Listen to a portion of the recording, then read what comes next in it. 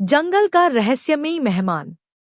जंगल में कई दिनों से भीषण तूफान और आंधी चल रही थी। सारे जानवर डरे सहमे अपने अपने घरों में दुबके हुए थे। पेड़ की ऊंची डाल पर तितली गिलहरी और पास ही के बिल में रहने वाली बबली खरगोश आपस में बातें कर रही थी। तितली गिलहरी बोली, बबली बहन, ये तूफान और बारिश कब तक चलेगी? 3 दिन हो गए, धूप का नामोनिशान ही नहीं है। बबली खरगोश ने चिंतित होकर कहा। हाँ तितली, सब परेशान हो गए हैं। बच्चे तो बाहर खेल भी नहीं पा रहे। इतना कहकर बबली बाहर का हाल जानने निकली। तेज बारिश में वह कूदती फांदती आगे बढ़ रही थी कि तभी उसने देखा एक हिरनी का बच्चा चीकू पेड़ के नीचे भीग रहा था और कांप रहा था।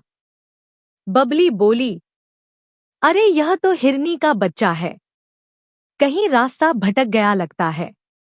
लेकिन तभी उसकी नजर थोड़ी दूर पड़ी। वहां एक बड़ा सा सियार खड़ा था जो टेढ़ी नजर से उस हिरन के बच्चे को देख रहा था। बबली ने साहस करके पूछा, तुम कौन हो? मैंने तुम्हें कभी इस जंगल में नहीं देखा। सियार हंसते हुए बोला, तुम सही कह रही हो, मैं इस जंगल का नहीं हूं। तूफान में फंस गया, इसलिए यहीं रुक गया हूं।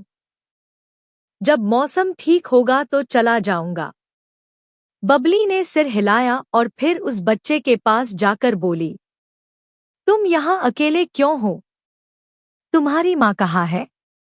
चीकू रोते हुए बोला, मेरा नाम चीकू है। मैं खेलते खेलते दूर निकल आया और रास्ता भूल गया। बबली ने समझाया, बेटा, माँ की बात माननी चाहिए थी। चलो, मैं तुम्हें घर पहुंचा दूंगी। इसी दौरान हिरनी माँ भी अपने बच्चे को ढूंढते ढूंढते वहां आ पहुंची। वह चीकू को देखकर खुशी से रो पड़ी। अरे मेरे लाल, तुम कहाँ चले गए थे? चीकू बोला, माँ, अब मैं कभी आपकी बात नहीं टालूंगा। माम बेटे को मिलाकर बबली वापस अपनी गुफा में लौट आई और तितली गिलहरी को सब घटना सुनाई।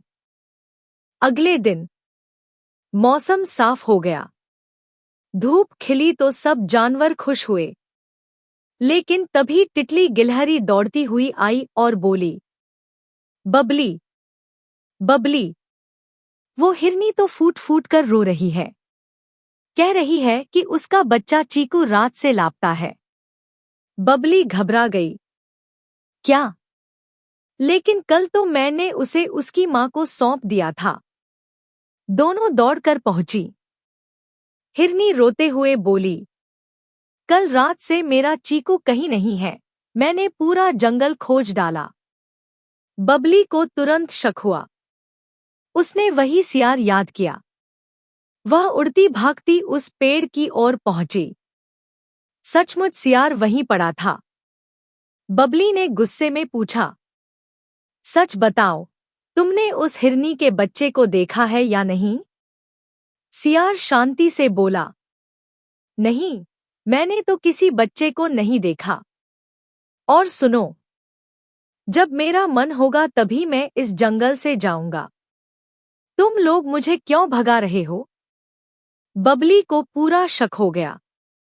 वह तुरंत जंगल के राजा हाथी महाराज के पास गई और सारी बात बताई।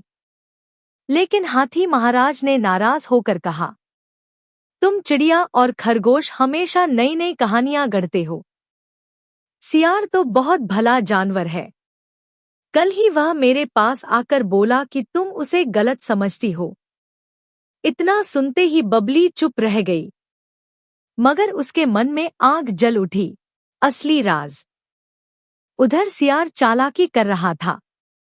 दरअसल उसने रात को चुपके से चीकू को पकड़ लिया था और उसे जंगल के दूसरे कोने में छिपा दिया। फिर सुबह सबके सामने खुद ही चीकू को लाकर हाथी महाराज को सौंप दिया। हाथी महाराज सियार पर और भी भरोसा करने लगे और बोले, तुम तो बहुत नेकदिल हो। तुम हमारे जंगल में जब तक चाहो रह सकते हो। बबली का दिल टूट गया, लेकिन टिटली गिलहरी ने हार नहीं मानी। उसने सियार पर गुप्त नजर रखनी शुरू की। उसने देखा कि सियार रोज दूसरों का खाना छीनता, छोटे जानवरों को डराता और अपने को राजा का खास बताता। एक दिन टिटली ने देखा कि सियार फिर चीकू के घर के पास घूम रहा था और चीकू को घूर घूर कर देख रहा था। टिटली तुरंत बबली को बुलाने दौड़ी और बोली, जल्दी चलो, हमें महाराज को बुलाना होगा। दोनों मिलकर हाथी महाराज को वहीं ले गईं। हाथी ने पहले तो शक जताया, पर टिटली ने उन्हें पेड़ के पीछे छिपकर देखने को कहा। सच सामने आता है। सियार चीकू के पास जाकर बोला, आज तो मैं तुझे मजे से खा जाऊंगा। पिछली बार तो मैंने चालाकी से तुझे बचाकर महाराज के सामने ले गया था, ताकि सबको लगे कि मैं अच्छा हूं।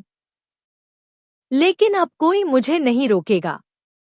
इतना कहते ही वह चीकू पर झपटने वाला था कि तभी हाथी महाराज दहाड़ते हुए निकल आए। धोखेबाज, तूने मेरे भरोसे का गलत फायदा उठाया। अब तुझे कोई नहीं बचा सकता। हाथी ने गुस्से में अपनी सूंड उठाकर सियार को पटक दिया। सियार वहीं खत्म हो गया। अंत। हाथी महाराज ने बबली और टिटली से कहा, मुझसे गलती हो गई। तुम दोनों ने बहुत बड़ा काम किया। अब से इस जंगल में हर बात ध्यान से सुनी जाएगी। सारा जंगल खुश हुआ। हिरनी ने चीकू को गले लगाया और सबने मिलकर जश्न मनाया।